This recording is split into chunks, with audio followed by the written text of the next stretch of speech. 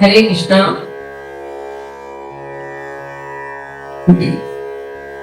നാൽപ്പത്തിരണ്ടാമത് സത്രത്തിന്റെ ഈ വേദിയിൽ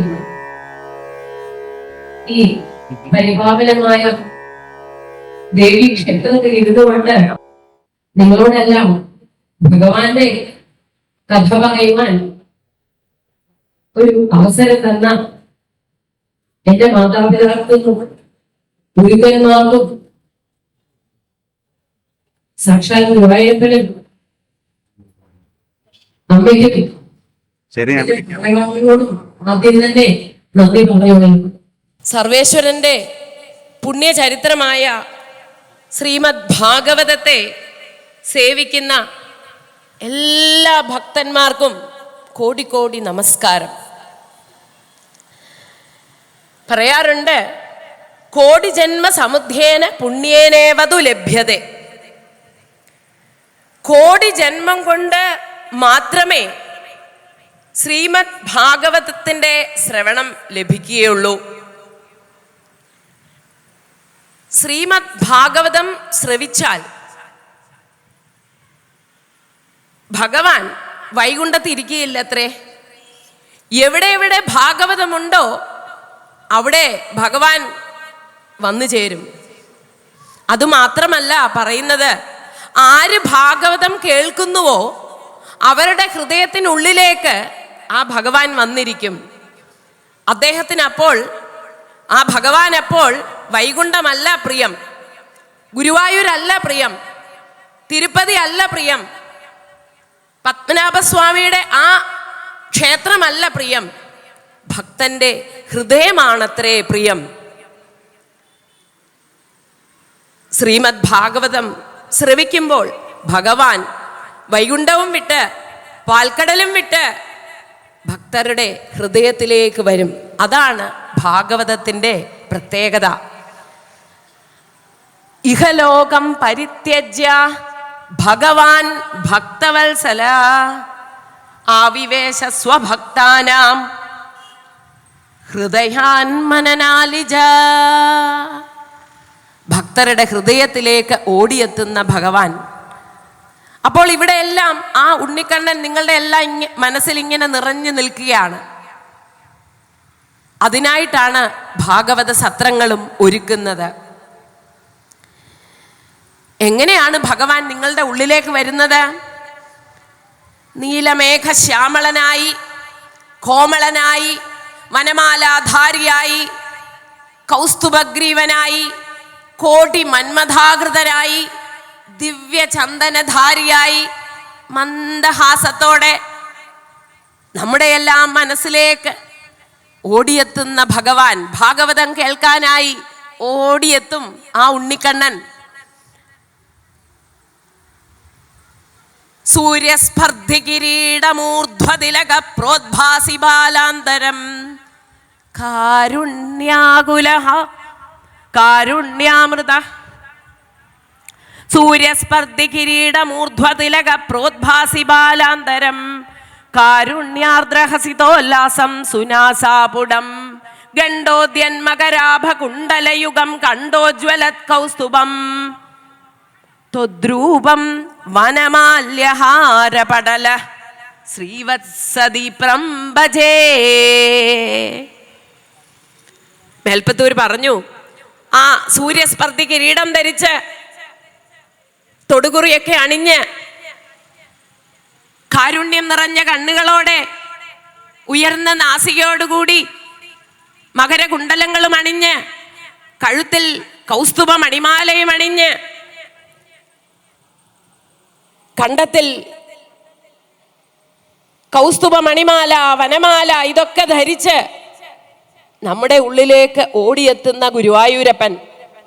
അങ്ങനെയുള്ള ഗുരുവായൂരപ്പനെ നമസ്കരിച്ചുകൊണ്ട് നമുക്ക് ഇന്നത്തെ ഈ പഞ്ചമസ്കന്ധത്തിലെ ഭരതോപാഖ്യാനം എന്ന പ്രകരണത്തിലേക്ക് കടക്കാം. നമുക്കെല്ലാം അറിയാം, പരീക്ഷിത്തിനോട് ശ്രീശുകൻ ഭാഗവതം പറഞ്ഞു കേൾപ്പിക്കുന്നു. പരീക്ഷിത്തിന്റെ മനസ്ഥിതി എന്താ? 7 ദിവസത്തിനുള്ളിൽ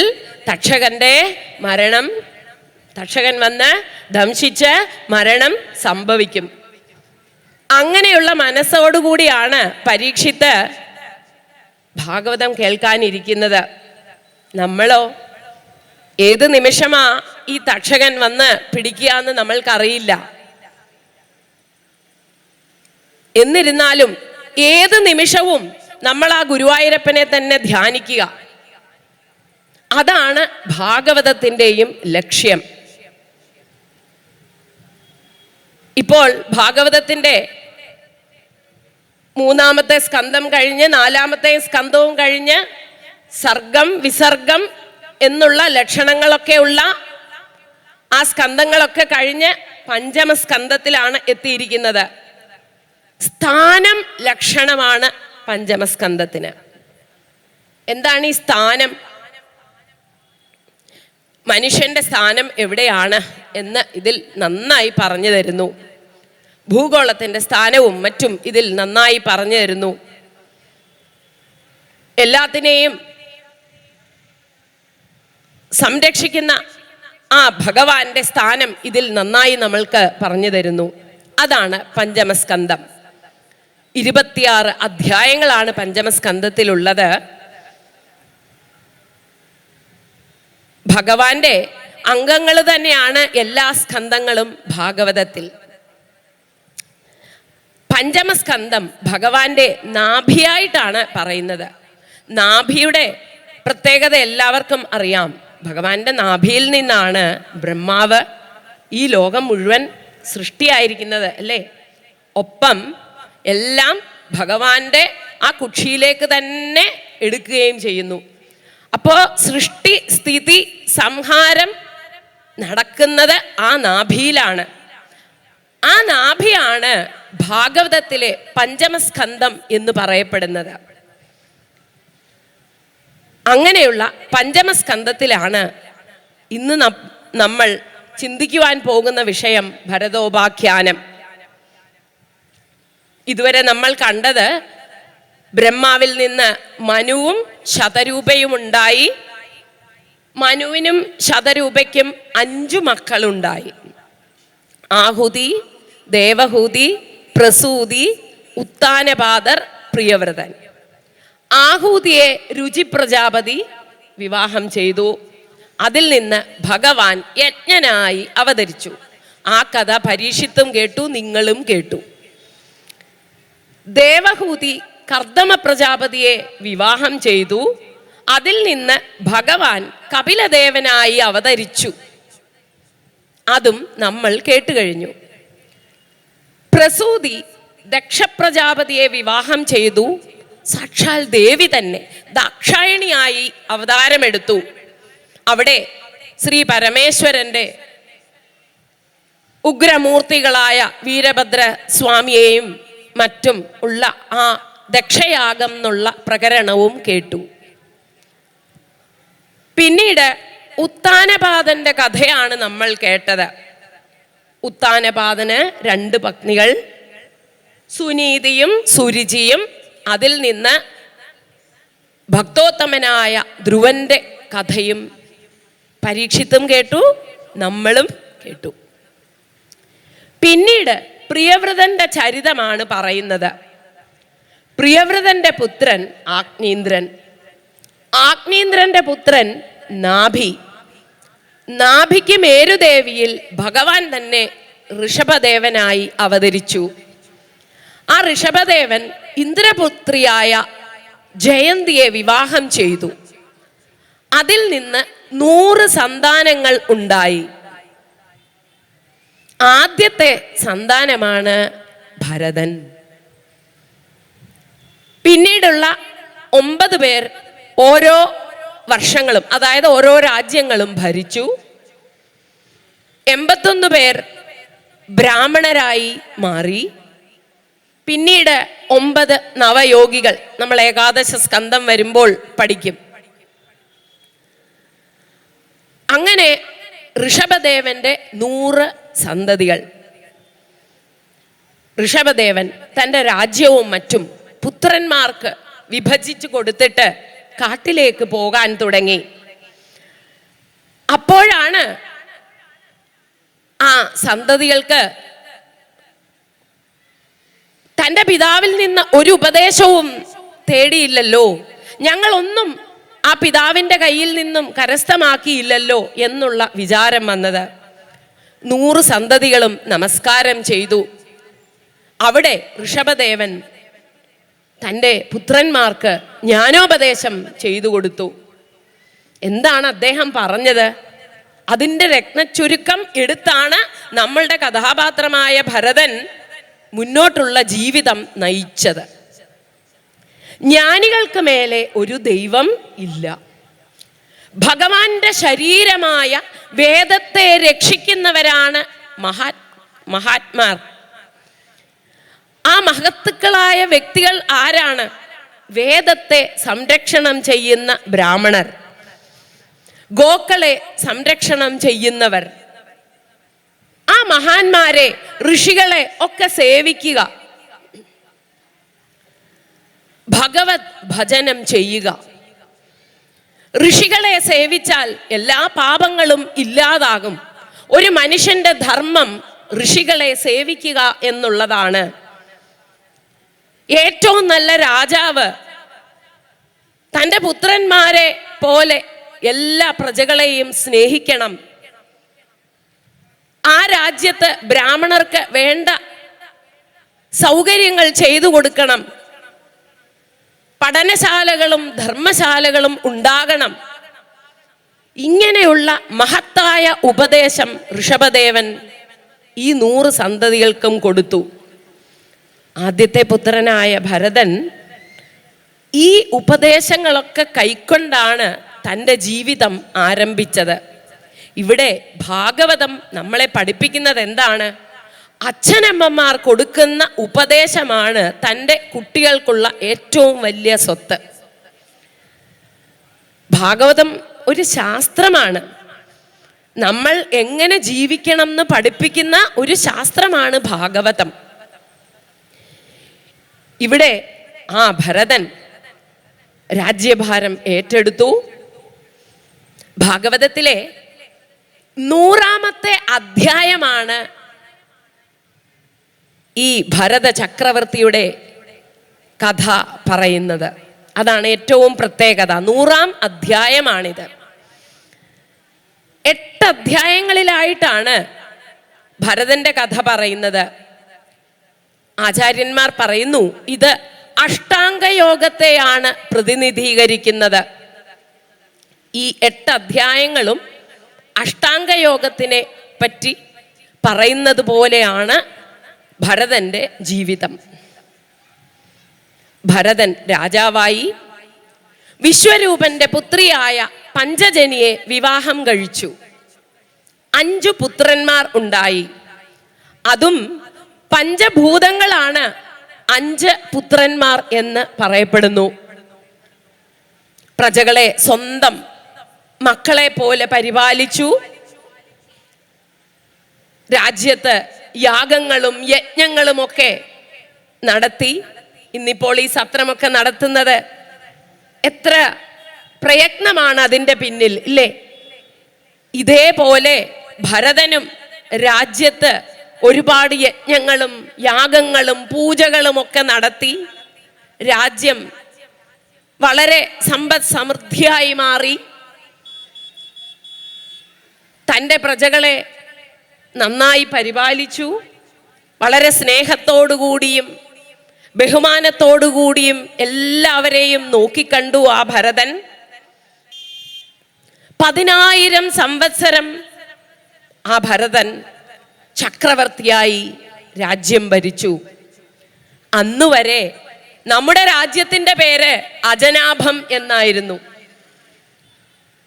പക്ഷേ ഭരത ചക്രവർത്തിയുടെ ആ രാജ്യഭരണം കാരണം ഭാരതം എന്നുള്ള രാജ്യമായി മാറി നമ്മളിപ്പോൾ ഇരിക്കുന്ന ഈ പരിപാവനമായ രാജ്യം. ഭരത ചക്രവർത്തി സംരക്ഷിച്ച ഈ രാജ്യം ഒരു സുപ്രഭാതത്തിൽ എല്ലാം നേടിയ അദ്ദേഹം തീരുമാനിച്ചു ഒരു ഗൃഹസ്ഥൻ എങ്ങനെ ഇരിക്കണം എന്ന് നമ്മളെ പഠിപ്പിച്ചു. ലൗകിക ജീവിതവും ആ ആത്മാരാമത്വവും ഒരേപോലെ കൊണ്ടു നടന്നു ഭരതൻ. ഉള്ളിൻ്റെ ഉള്ളിൽ ഭഗവാനെ പ്രതിഷ്ഠിച്ചിട്ടാണ് ഈ കണ്ടതൊക്കെ ഞാനൊന്നും ചെയ്തിട്ടല്ല ഇതൊക്കെ ഉണ്ടായത്, എല്ലാം ആ ഭഗവാന്റെ അനുഗ്രഹമാണ് എന്നുള്ള വിചാരത്തോടു കൂടി മാത്രമാണ് ഭരതൻ രാജ്യം ഭരിച്ചത്. ഒരു സുപ്രഭാതത്തിൽ അദ്ദേഹം ഒരു തീരുമാനമെടുത്തു. എല്ലാം തൻ്റെ കുട്ടികൾക്ക് കൊടുത്തിട്ട് അദ്ദേഹം വനവാസത്തിനായി പോകാൻ, വാനപ്രസ്ഥം സ്വീകരിക്കുവാൻ തീരുമാനിച്ചു. നോക്കൂ, ആ കാലഘട്ടം ഒന്ന് ഓർത്തു നോക്കൂ. നല്ല പ്രായത്തിൽ എല്ലാം നേടിയെടുക്കുകയും അത് കഴിഞ്ഞ് ഒരു പ്രായമാകുമ്പോൾ താൻ സമ്പാദിച്ച സ്വത്തുക്കളെല്ലാം തൻ്റെ അവകാശിക്ക് കൊടുത്തിട്ട് ഭഗവാനെ ശരണാഗതി അടയുക. ഇത് തന്നെയാണ് നമ്മളും ചെയ്യേണ്ടത്. നമ്മളിൽ എത്ര പേരങ്ങനെ ഉണ്ട്? എത്ര വയസ്സായാലും എല്ലാം കെട്ടിപ്പിടിച്ചുകൊണ്ട് ഇരിക്കുന്ന നമ്മുടെ ഒരു സംസ്കാരമാണിപ്പോൾ. നമ്മൾ ചിന്തിക്കണം, നമ്മുടെ സംസ്കാരം അതല്ല പഠിപ്പിച്ചിരിക്കുന്നത്. എന്തായാലും ഒരു സുപ്രഭാതത്തിൽ അദ്ദേഹം രാജ കിരീടവും വസ്ത്രങ്ങളും ആഭരണങ്ങളും എല്ലാം ഉപേക്ഷിച്ച് ആ പുലഹാശ്രമത്തിൽ എത്തിച്ചേർന്നു. എവിടെയാണ് ഈ പുലഹാശ്രമം? ഗണ്ഡകി നദിയുടെ തീരത്ത്. ഗംഗാ നദിയുടെ പോഷക നദിയാണ് ഈ ഗണ്ഡകി നദി. ഇതിന് ചക്ര നദി എന്ന് ഒരു പേരുകൂടിയുണ്ട്. എന്തുകൊണ്ടാ ചക്ര നദി? അതിൻ്റെ ഉള്ളിലുള്ള കല്ലുകൾക്കൊക്കെ ചക്രത്തിൻ്റെയും ഭഗവാന്റെ ആയുധങ്ങളുടെയും ഒക്കെ ആകൃതിയാണ്. അപ്പൊ ആ ചക്രത്തിന്റെ ഉള്ളിൽ കൂടിയാണ് ജലം പ്രവഹിക്കുന്നത്. സാളഗ്രാമ ശില കൊണ്ട് നിറഞ്ഞ നദിയാണ് ഗണ്ഡകി നദി. അതുകൊണ്ടാണ് ഇതിന് ചക്രാനദി എന്നും പേര്. നമ്മൾക്കറിയാം, ശ്രീ പത്മനാഭസ്വാമിയുടെ ശില 12,000-ൽ പരം സാളഗ്രാമം കൊണ്ടാണ് ഇല്ലേ ഉണ്ടാക്കിയിരിക്കുന്നത്. ഒരു സാളഗ്രാമം വെച്ച് പൂജിച്ചാൽ തന്നെ സർവപാപങ്ങളും ഇല്ലാതാകും. അപ്പോൾ പത്മനാഭസ്വാമിയുടെ ശിലയെ ഒന്ന് നമ്മൾക്ക് ചിന്തിക്കാം. 12,000-ൽ പരം സാളഗ്രാമമാണ് അതിൽ ഉള്ളത്. ഭഗവാന്റെ തൃപ്പാദത്തെ വിചാരിച്ചാൽ തന്നെ മോക്ഷം ഫലം. അങ്ങനെയുള്ള ആ നദിയിൽ സ്നാനം ചെയ്ത് അതിനടുത്തുള്ള പുലഹാശ്രമത്തിൽ ഭരതൻ ജീവിക്കുവാൻ തുടങ്ങി. തുളസി കൊണ്ട് ഭഗവാനെ അർച്ചിച്ചും ധ്യാനിച്ചും പൂജ ചെയ്തും ഭഗവത് സ്വരൂപത്തിനെ എപ്പോഴും മനസ്സിൽ കണ്ടുകൊണ്ടിരുന്നു. രത്നകിരീടം, ഊർധ്വപുണ്ഡ്രം, പത്മനേത്രം, ഉന്നത നാസിക, ചുവന്ന ചുണ്ടുകൾ, മകരകുണ്ടലം, മന്ദഹാസം, ആ മംഗളമായ കടാക്ഷം, വിരിഞ്ഞ വക്ഷസ്ഥലം, ശംഖചക്ര ഗദാപത്മങ്ങളോടുകൂടിയ ചതുർഭുജം, പിന്നെ വനമാല, കൗസ്തുഭമണിമാല, മണിഹാരങ്ങള്, തുളസിമാല, ഇതൊക്കെ അണിഞ്ഞ ഭഗവാന്റെ വക്ഷസ്ഥലം, പിന്നെയും മന്ദാരമാല, വൈജയന്തിമാല, പീതാംബരപ്പട്ട്, ദിവ്യ നൂപുരങ്ങളൊക്കെ അണിഞ്ഞ ഭഗവാന്റെ ആ തൃച്ചേവടികൾ, ഇങ്ങനെ മനസ്സിൽ എപ്പോഴും ഭഗവാനെ സ്മരിച്ചുകൊണ്ട് ആ ഭരത ചക്രവർത്തി ഇപ്പോൾ ഭരത മാമുനിയായി മാറി. ചക്രവർത്തി പദം വിട്ട് ഭരത യോഗീശ്വരൻ അല്ലെങ്കിൽ ഭരത മാമുനിയായി മാറി. എപ്പോഴും എല്ലാ ദിവസവും ത്രികാല സന്ധ്യാവന്ദനം ചെയ്തും വന്നു. സൂര്യ ഭഗവാനെ തന്നെ പ്രാർത്ഥിച്ചു. പരോരജ സവിതുർജാത വേദോ ദേവസ്യ ഗർഭോ മനസേദം ജജാന. ഗായത്രി മന്ത്രത്തിന് തുല്യമായിട്ട് സൂര്യദേവനെ എന്നും നമസ്കരിച്ച് ആ ഭരതമാമുനി നാളുകൾ തള്ളി നീക്കി. അങ്ങനെ ഇരിക്കെ ഏകദാതു മഹാനദ്യം, ഒരു ദിവസം ആ ചക്രാനദിയിൽ സ്നാനം ചെയ്തുകൊണ്ടിരിക്കുമ്പോൾ, ഭഗവാനെ തന്നെ പ്രാർത്ഥിച്ചു കൊണ്ടിരിക്കുമ്പോൾ, അതാ അവിടേക്ക് ഒരു ഗർഭിണിയായ മാൻ ജലം കുടിക്കുവാനായി വന്നു ചേർന്നു. പെട്ടെന്ന് അവിടെ ഒരു സിംഹത്തിന്റെ ഗർജനം കേട്ടു. ആ ഗർജനം കേട്ട ആ മാൻ, ഗർഭിണിയായ മാൻ, നദിയിലേക്ക് എടുത്തു ചാടി. നദിയിലേക്ക് ചാടി കഴിഞ്ഞപ്പോൾ ആ ചാട്ടത്തിൽ അതിൻ്റെ സ്ഥാനത്തിൽ നിന്ന് ഗർഭം ചലിച്ചു. ആ ഗർഭം ജലത്തിലേക്ക് ഒഴുകിപ്പോയി. ഒരു കുഞ്ഞുമാൻ പിറന്നു വീണു. പെട്ടെന്നുണ്ടായ പ്രസവവും നദി ചാടിക്കടക്കുകയും തൻ്റെ കുഞ്ഞ് പോയത് കൊണ്ടുള്ള വിഷമവും ആ സിംഹത്തിനെ ഓർത്തുള്ള ഭയവും കൂട്ടമൊക്കെ വിട്ടുപിരിഞ്ഞതും എല്ലാം കൂടി ആ മാനിന് സഹിക്കാൻ പറ്റില്ല. ആ അമ്മമാൻ ഒരു ഗുഹയിലേക്ക് കയറിയതും കുഴഞ്ഞ് ചത്തു വീണു. അമ്മമാൻ മരിച്ചതും ഈ ചെറിയ ആ ശിശുവായിട്ടുള്ള ആ മാൻ തൻ്റെ അടുത്തേക്ക് തന്നെ ഒഴുകി വരുന്നത് ഭരതമാമുനി കണ്ടു. അദ്ദേഹത്തിന് ഉള്ളിൻ്റെ ഉള്ളിൽ കരുണ തോന്നി. ആരോരുമില്ലാത്ത ആ മാൻ അതാ തൻ്റെ അടുത്തേക്ക് ഒഴുകി വരുന്നു. കരുണ തോന്നിയ രാജാവ് ആ മാനിനെ കയ്യിലെടുത്തു. നോക്കി, പാവം ആരുമില്ല, അമ്മയും മരിച്ചുപോയി.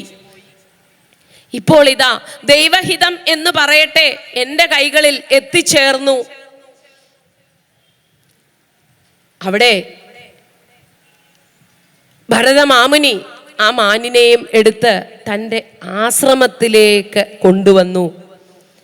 ഇവിടെ വേദവ്യാസൻ പറയുകയാണ്, മുമുക്ഷുക്കളായാൽ സത്വഗുണം ഒരുപാട് ഏറരുത്.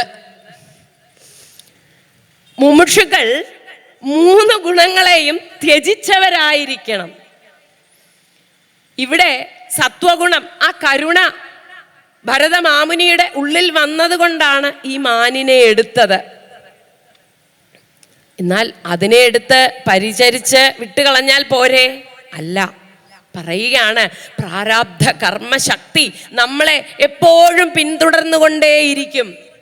നമ്മളുടെ ജീവിതത്തിൽ നമ്മൾ അറിയാതെ ഓരോ കാര്യങ്ങളും നടക്കുന്നത് നമ്മളുടെ പ്രാരാബ്ധ കർമ്മശക്തി കൊണ്ടാണ്. ഇവിടെ ഭരതമാമുനിക്കും അത് തന്നെയാണ് സംഭവിച്ചത്. ആ മാനിനെ എടുത്തു കൊണ്ടുപോയി വളർത്തി. എന്നും രാവിലെ എണീറ്റ് ബ്രഹ്മമുഹൂർത്തത്തിൽ ഭഗവാനെ ധ്യാനിക്കുവാനിരുന്നു. എന്തായി? ധ്യാനത്തിൽ പെട്ടെന്ന് ആ മാൻ എഴുന്നേൽക്കും. അതിന് തീറ്റ കൊടുക്കണ്ടേ, അതിനെ പരിപാലിക്കണ്ടേ, അതിനെ ഞാൻ എങ്ങനെ വളർത്തും? ഭഗവാനായിട്ട് എൻ്റെ കയ്യിൽ കൊണ്ടുവന്ന് തന്നതല്ലേ, ഞാൻ രക്ഷിക്കേണ്ടത് എൻ്റെ കടമയല്ലേ? എങ്ങനെ ഇരുന്ന ഭരതമാമുനിയാണ് എപ്പോഴും ഭഗവാന്റെ തൃപ്പാദങ്ങളെ സ്മരിച്ചുകൊണ്ടിരുന്ന മാമുനിയാണിപ്പോൾ ഇങ്ങനെ മാറിയത്. നമുക്കും ഇത് തന്നെയാണ് ജീവിതത്തിൽ സംഭവിക്കുക. കുടുംബം, നമ്മുടെ കുട്ടികൾ പോരാ, ഇപ്പോൾ വയസ്സായ പേരക്കുട്ടികളെയും നോക്കണം. പേരക്കുട്ടികൾ, അതുകൊണ്ടുള്ള പ്രാരാബ്ധം. ഭഗവാന്റെ അടുത്ത് പോവാൻ ചിലപ്പോൾ സമയം കിട്ടാറില്ല എന്ന് പറയും, ഇല്ലേ? ഇവിടെയും അത് തന്നെയാണ് ഭരതമാമുനി. ഒന്ന് ആലോചിച്ച് നോക്കണം. ഭരത ചക്രവർത്തി ആയിരുന്നു. രാജ്യവും ത്യജിച്ച് സ്വന്തം മക്കളെയും ത്യജിച്ച് വന്ന ആളാണ്. ഇപ്പോ ഒരു മാനിന്റെ സംഘം കൊണ്ട് മനസ്സാകെ മാറിപ്പോയി. കാട്ടിലേക്ക് ദർഭയൊക്കെ എടുക്കാൻ പോകുമ്പോൾ മാനിനെ തന്നെ വിടാൻ അദ്ദേഹത്തിന് വിഷമം തോന്നും. ഇതിനെ ഏതെങ്കിലും കുറുക്കനോ വന്യമൃഗങ്ങളോ വന്ന് ആക്രമിച്ചാലോ? അതുകൊണ്ട് അദ്ദേഹം ആ മാനിനെ തോളിലെടുത്തുകൊണ്ട് വനത്തിലേക്ക് പോകും. ഇടയ്ക്കിടയ്ക്ക് മാനിന് തടവി കൊടുക്കും. അതിൻ്റെ ആ ലോലമായ ശരീരത്തെ തടവി അതിൻ്റെ മുഖം കാണുമ്പോൾ കരുണയോടുകൂടി ഒന്ന് ചുംബനം ചെയ്യും. അങ്ങനെ മാനിനെ തൻ്റെ പുത്രനെ പോലെ ഭരതൻ നോക്കി. പൂജയ്ക്കൊക്കെ ഇരിക്കുമ്പോൾ ആ മാൻ അടുത്ത് വരും. വന്ന് ദേഹമൊക്കെ ഒന്ന് ഉരസും. കാണുമ്പോൾ സന്തോഷമാകും. പൂജയിലിരിക്കുമ്പോൾ മാനിനെ കണ്ടില്ലെങ്കിൽ കണ്ണ് ശ്രദ്ധ പൂജയിൽ നിന്ന് മാറി അവിടെയൊക്കെ നോക്കും. ഇവിടെ മാനിനെ കാണാനില്ലല്ലോ, എന്തെങ്കിലും അപകടം സംഭവിച്ചുവോ എന്നൊക്കെയായി ഭരതന്റെ ചിന്ത. പ്രാരബ്ധ കർമ്മശക്തി, വേറൊന്നും ഇതിന് പറയാനില്ല എന്നാണ് വേദവ്യാസൻ പറയുന്നത്. അങ്ങനെ നാളുകൾ നീങ്ങിക്കൊണ്ടേയിരുന്നു. ഒരു ദിവസം ആ മാനിനെ വെളിയിലേക്ക് പോയ ആ മാൻ തിരിച്ചു വന്നില്ല, കാണാനില്ല. ഭരതന് ആകെ വിഷമമായി. മനസ്സിൽ എവിടെ പോയി, എന്ത് അപകടം സംഭവിച്ചു എന്ന് ചിന്തിച്ചുകൊണ്ടേയിരുന്നു.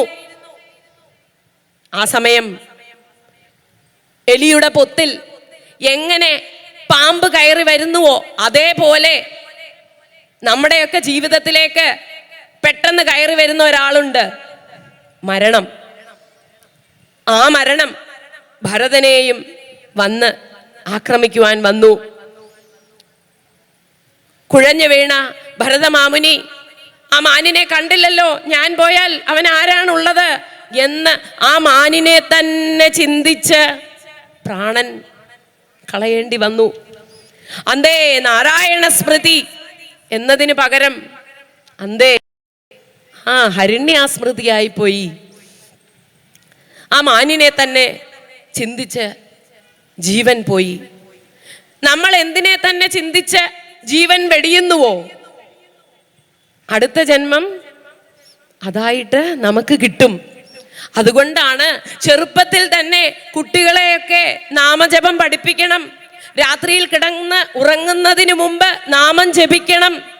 ഭഗവാൻ കൃഷ്ണന്റെ രൂപം ഏത് സമയവും മനസ്സിൽ ധ്യാനിക്കണം എന്നൊക്കെ പറയുന്നത് അതുകൊണ്ടാണ്. എപ്പോഴാണ് ഈ പാമ്പ് കയറി വരുന്നത് പോലെ മരണം കയറി വരുന്നതെന്ന് അറിയാൻ പറ്റില്ലല്ലോ. അന്തേ നാരായണ സ്മൃതി, വേറൊന്നും നമ്മൾ ചിന്തിക്കാൻ പഠിക്കരുത്. ഉറങ്ങുമ്പോൾ ധ്യാനം ഭഗവാനെ തന്നെ ആയിരിക്കണം. ഭഗവാന്റെ ഒരു രൂപത്തിനെ മനസ്സിൽ എപ്പോഴും നിങ്ങൾ കരുതണം. ആ ഭഗവാനെ ധ്യാനിക്കുവാൻ ശീലിക്കണം. നമ്മൾക്ക് ജീവിതത്തിൽ ഏകാന്തത ആവശ്യമാണ്. ഞാൻ സ്ത്രീകളെ പറ്റി പറയാണ്. നമ്മൾ എപ്പോഴും കുടുംബം, ഭർത്താവ്, സന്തതികൾ, അവരുടെ കാര്യങ്ങളെ പറ്റി ചിന്തിച്ച് നമുക്കായി ഒരു ചിന്തയില്ലാതെ പോകും. സത്യമല്ലേ അമ്മമാരെ? എല്ലാവരും മനസ്സിൽ കരുതി നോക്കൂ. അങ്ങനെ ആവാൻ പാടില്ല. ഒരു ദിവസം കുറച്ച് സമയമെങ്കിലും നമ്മൾക്ക് നമ്മുടേതായ ചിന്തകൾ ഉണ്ടായിരിക്കണം. ഈ ബാഹ്യമായ ലോകത്ത് എന്ത് പ്രവൃത്തിയും ചെയ്തുകൊള്ളൂ, ഉള്ളിൽ നാരായണനെ പറ്റി സ്മരിക്കുവാൻ സാധിക്കണം. അതായിരിക്കണം നമ്മുടെ ജീവിത ലക്ഷ്യം എന്നാണ് ഈ ഭരതന്റെ കഥകളിലൂടെ നമ്മളെ വ്യാസൻ പഠിപ്പിക്കുന്നത്. മരണസമയത്ത് തൻ്റെ പുത്രൻ അരികത്ത് നിൽക്കുന്നത് പോലെ ആ മാനിനെ കണ്ട് ഭരതമാമുനി ഇപ്പോൾ ഒരു മാനായി ജനിച്ചു. ഒന്ന് വിചാരിച്ചു നോക്കൂ. ഭരത ചക്രവർത്തിയായിരുന്നു, ഇപ്പോൾ മാമുനിയായി മാറി, ഇപ്പോൾ ഒരു മാനായി മാറി. പക്ഷേ ഇവിടെ ആ ഗുരുവായൂരപ്പന്റെ കരുണ അദ്ദേഹത്തിന്റെ മേൽ ചൊരിഞ്ഞു. എന്താണെന്നറിയാമോ? പൂർവ ജന്മത്തിന്റെ സ്മൃതി അദ്ദേഹത്തിനുണ്ടായിരുന്നു. നമ്മൾക്കാർക്കും ഇല്ലല്ലോ. നമ്മളൊക്കെ പൂർവ്വജന്മത്തിൽ ആരായിരുന്നെന്ന് അറിഞ്ഞാൽ ആകെ പ്രശ്നമാകൂല്ലേ? എന്തായാലും ഭരതമാമുനിക്ക് പൂർവജന്മ സ്മൃതി ഉണ്ടായിരുന്നു. കഷ്ടം, ഭഗവാനെ തന്നെ ധ്യാനിച്ച് ഞാനൊരു മാനായി മാറേണ്ടി വന്നല്ലോ എന്നോർത്ത് അദ്ദേഹം ദുഃഖിച്ചു. ആദ്യം എന്താണ് ചെയ്തതെന്നറിയാമോ? ആ വിവേകമുള്ള ആ മാൻകുട്ടി ഭരതൻ അമ്മമാനിന്റെ പാൽ കുടിച്ചില്ല. ആ പാൽ കുടിച്ചാലല്ലേ ബന്ധമുണ്ടാവുകയുള്ളൂ. പാൽ കുടിച്ചില്ല. ആ മാൻ കാലഞ്ചരം എന്ന പർവ്വതത്തിലാണ് ഭരതൻ മാനായി ജനിച്ചത്. അവിടെ നിന്ന് ആരോടും ഒരു സമ്പർക്കവും ഉണ്ടാക്കാതെ, അമ്മയുടെ പാൽ കുടിച്ചാൽ പോയി, അവിടെ ഒരു സ്നേഹം വരും, സമ്പർക്കം വരും. അതുകൊണ്ട് പാൽ പോലും കുടിക്കാതെ നേരെ ആ സാളഗ്രാമം എന്നൊരു സ്ഥലത്ത് ആസക്തിയൊന്നും തീരെയില്ലാത്ത പുലഹാശ്രമം, അവിടെ ആസക്തിയൊന്നുമില്ലാത്ത ഋഷിവര്യന്മാരൊക്കെ ഇരിക്കുന്ന സ്ഥലമാണ് പുലഹാശ്രമം. അവിടേക്ക് ആ മാൻ പോയി. അവിടെ പോയി എവിടെയും ഋഷിവര്യന്മാർ അവരുടെ നാമവും ജപവും ഒക്കെ കേട്ട് ഏത് സമയവും സാക്ഷാൽ ശ്രീമൻ നാരായണനെ തന്നെ സ്മരിച്ചുകൊണ്ട് കഴിച്ചുകൂട്ടി. പച്ച പുല്ലൊന്നും ഭക്ഷിച്ചില്ല. ഉണങ്ങിയ പുല്ല്, ഉണങ്ങിയ ഇലക്കഷ്ണങ്ങള്, ഈ ശരീരം എങ്ങനെയെങ്കിലും വിടണം. ഭരത മാമുനിയായ ആ മാൻ വിചാരിച്ചു, നല്ല ഭക്ഷണങ്ങളൊക്കെ കഴിച്ചാലല്ലേ ജീവന് ഒരു ഉണർവുണ്ടാവുകയുള്ളൂ. എല്ലാം ത്യജിച്ചു. ഉണങ്ങിയ പുല്ലും ചെടികളും ഉണങ്ങിയ ഇലകളും ഒക്കെയാണ് ഭക്ഷിച്ചത്. പ്രാരബ്ധം അവസാനിക്കുവാൻ വേണ്ടി ഭഗവാനെ തന്നെ ധ്യാനിച്ച് ആ മാൻ കഴിച്ചുകൂട്ടി. അന്ത്യകാലം വരുന്നതായി അദ്ദേഹത്തിന് അറിയാൻ സാധിച്ചു. ഭരതമാമുനിയായ ആ മാൻ ആ തീർത്ഥത്തിൽ ഇറങ്ങി നിന്ന് പറയുന്നുണ്ട്. ഇവിടെ നാരായണ എന്ന മനുഷ്യ ശബ്ദത്തിൽ ആ മാൻ ഭഗവാനെ വിളിച്ചു അത്രേ. അങ്ങനെ ആ തീർത്ഥത്തിലേക്ക് മുങ്ങി ഭരതമാമുനിയായ മാൻ ആ ശരീരം ഒടുക്കി. നാരായണ സ്മൃതിയിൽ തന്നെ മനുഷ്യ ശബ്ദത്തിൽ വിളിച്ചതുകൊണ്ട് അടുത്ത ശരീരം ഒരു പുണ്യാത്മാവായി ജനിച്ചു. പറയുന്നുണ്ട്, സത്കർമ്മങ്ങൾ ചെയ്തുകൊണ്ട് ജീവൻ വെടിയുകയാണെങ്കിൽ പുണ്യമായ കുലത്തിൽ വന്ന് അവതരിക്കും, അല്ലെങ്കിൽ നമ്മൾക്ക് ഒരു ജീവിതം കിട്ടും. ഇവിടെ ആംഗിരസ് വംശത്തിൽ ഉത്കൃഷ്ട ബ്രാഹ്മണപുത്രനായിട്ടാണ് ഭരതന് ഇപ്പോൾ ജനനം ഉണ്ടായത്. ഈ ബ്രാഹ്മണൻ വേദപണ്ഡിതൻ, എല്ലാവർക്കും വേദങ്ങളൊക്കെ പഠിപ്പിച്ചു കൊടുക്കുന്നവർ, ഉത്തമമായ കുലം. അദ്ദേഹത്തിന് 2 പത്നിമാർ. ആദ്യത്തെ ഭാര്യയിൽ 9 കുട്ടികൾ, രണ്ടാമത്തെ ഭാര്യയിൽ ഒരു പുത്രനും ഒരു പുത്രിയും. ഈ രണ്ടാമത്തെ ഭാര്യയിലെ പുത്രനായിട്ടാണ് ഭരതൻ അവിടെ ജനിച്ചത്. അങ്ങനെ ബ്രാഹ്മണ കുലത്തിൽ ജനിച്ചു. അപ്പോഴും ശ്രീമൻ നാരായണന്റെ കൃപ, അദ്ദേഹത്തിന് പൂർവ ജന്മ സ്മൃതി ഉണ്ടായിരുന്നു. വിചാരിച്ചു, 2 ജന്മമായി, ഈ ജന്മം ആരോടും സമ്പർക്കം പാടില്ല, ഇത് അവസാന ജന്മമായിരിക്കണം, ഭഗവാനിൽ തന്നെ ചേരണം എന്ന് ഭരതൻ വിചാരിച്ചു. ആദ്യമായി തീരുമാനമെടുത്ത് എന്താണെന്നറിയാമോ? ഒന്നും സംസാരിച്ചില്ല. നമ്മൾ അങ്ങനെയല്ലേ, എങ്ങനെയാ ഒരാളോട് പരിചയം ഉണ്ടാകുക? നമ്മളൊരു ട്രെയിനിൽ യാത്ര ചെയ്യുകയാണെന്ന് വിചാരിക്കും അമ്മമാരൊക്കെ. ഒരാള് എതിർക്ക വന്നിരുന്നു. എന്ത് ചെയ്യും നമ്മള്? ഒന്ന് ചിരിക്കും. എന്താ പേര്, എവിടുന്നാ വരുന്നത്? പോകാറാവുമ്പം ഫോൺ നമ്പറും അഡ്രസ്സും ഒക്കെ ആയി ഒരു പുതിയ കൂട്ട് കിട്ടി. അങ്ങനെയല്ലേ നമ്മൾ സമ്പർക്കം ആരംഭിക്കുന്നത്? അതുകൊണ്ട് ആ ഭരതൻ നിശ്ചയിച്ചു, ആരോടും സംസാരിക്കരുത്. അപ്പോ കുട്ടി വളർന്നു. കുട്ടി ആരോടും ഒന്നും ഉരിയാടുന്നില്ല. ഏത് സമയവും എവിടെയും ഇരിപ്പ്. അപ്പോ എല്ലാരും അവനെ വിളിച്ചു. ഈ കുട്ടി ഒന്നും മിണ്ടുന്നില്ലല്ലോ, ഇവൻ മൂകനാണോ? ചിലപ്പോൾ പറഞ്ഞാൽ കേട്ടതായിട്ട് പോലും ഭാവിക്കുകയില്ല. ഇവൻ ബധിരനാണോ? ഇവന് ബുദ്ധിയില്ലാത്തവനാണ് തോന്നുന്നു. എല്ലാം അറിയുന്ന ഭരതൻ ഒന്നും മിണ്ടിയില്ല, കേട്ടില്ല, കണ്ടില്ല എന്നുള്ള മട്ടിൽ ജീവിച്ചു. അങ്ങനെ എല്ലാവരും അവനെ നോക്കി ജഡഭരതൻ എന്ന് പേരിട്ടു. എന്ത് പേരായി മാറി ഇപ്പൊ ഭരത ചക്രവർത്തി? ജഡഭരതനായി മാറി. ജഡഭരതൻ, ഒന്നിനും കൊള്ളില്ല, ബുദ്ധിയില്ല. ആ ജഡഭരതൻ വളർന്നു. പുത്രൻ വളരുമ്പോൾ അച്ഛൻ വേദവിത്താണ്. അദ്ദേഹത്തിന് വളരെ സങ്കടം. തൻ്റെ പുത്രൻ എന്തേ ഇങ്ങനെ ആവാൻ? ഉപനയനം ചെയ്തു നോക്കാം, ഗായത്രി പഠിപ്പിക്കാം, അവനെല്ലാ ബുദ്ധിയും ശരിയാകും. ഘോഷത്തോടുകൂടി ഉപനയനമൊക്കെ ചെയ്തു. ഒന്നിനും പ്രതികരിച്ചില്ല ആ ഭരതൻ. ഗായത്രി മന്ത്രം ചൊല്ലിക്കൊടുത്തു നോക്കി അച്ഛൻ, ഒന്നും ഉരിയാടിയില്ല. അച്ഛൻ തോറ്റുപോയി. മകൻ ഇങ്ങനെ ആയല്ലോ എന്നുള്ള വിഷമത്തിൽ അച്ഛനും മരിച്ചുപോയി.